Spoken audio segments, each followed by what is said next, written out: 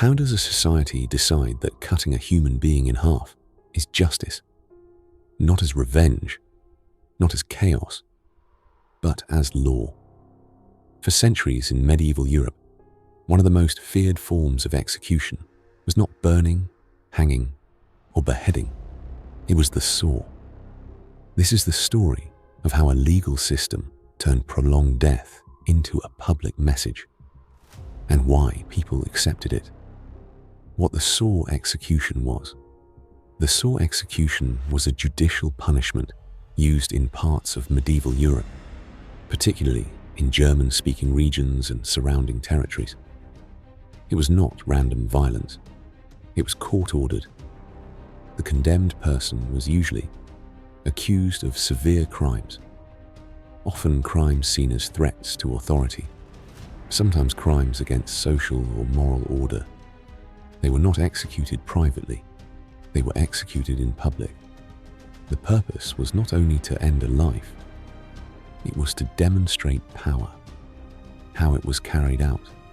The condemned was typically suspended upside down, not because it was cruel, but because medieval executioners believed this would delay death, prolong consciousness, ensure the punishment was fully witnessed.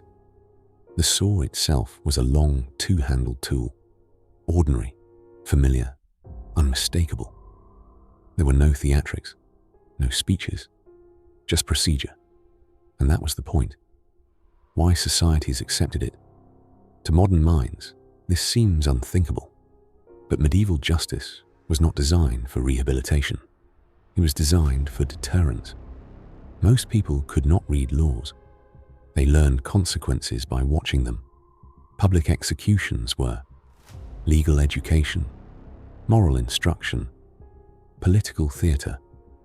The message was simple. This is what happens when you cross the line.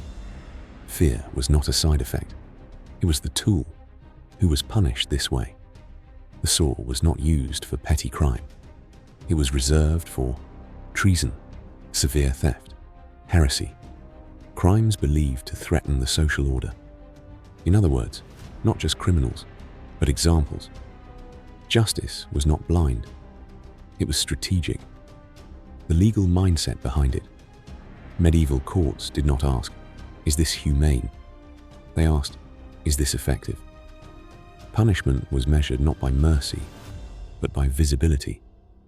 The longer people remembered the execution, the better the law had worked. This was justice as spectacle. The uncomfortable truth, the most disturbing part, is not the execution itself. It is that it was normalized. Judges approved it. Officials organized it. Crowds gathered for it. This was not madness. It was administration. Violence, when wrapped in legality, becomes acceptable, even expected. The end of the saw execution. As legal systems evolved, punishments slowly shifted, not because people became kinder overnight, but because centralized states preferred efficiency. Public brutality became politically risky. Authority no longer needed spectacle to rule. The saw disappeared from law books, but the logic behind it did not vanish. Those who faced the saw history records that this punishment was not theoretical. It was carried out on real people, whose names were written into court records. In 1577 in Germany, a man named Jörg Obt was sentenced to death by sawing. He was in his early 40s. His crime was murder combined with theft, an offense the court believed threatened public order. The execution was carried out publicly as a warning. In 1630, in Switzerland, Hans Müller, aged 36, was condemned for repeated violent robbery. The sentence was designed not only to punish him, but to demonstrate the reach of the law in a region struggling with crime and unrest. In 1648, in what is now Austria, a woman named Eva Rottmann, in her late 20s, was sentenced under accusations of infanticide, a crime medieval courts treated as both moral and social betrayal. Her execution was meant to reaffirm religious and legal authority at the end of a turbulent war era.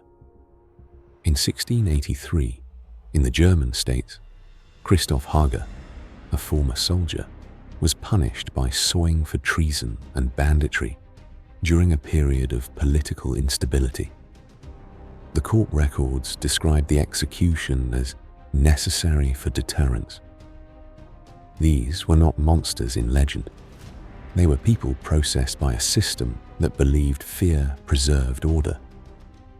The saw execution forces an uncomfortable question.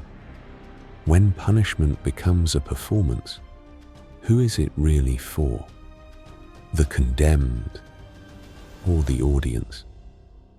History rarely repeats its methods, but it often repeats its thinking. And that is the lesson we ignore at our own risk.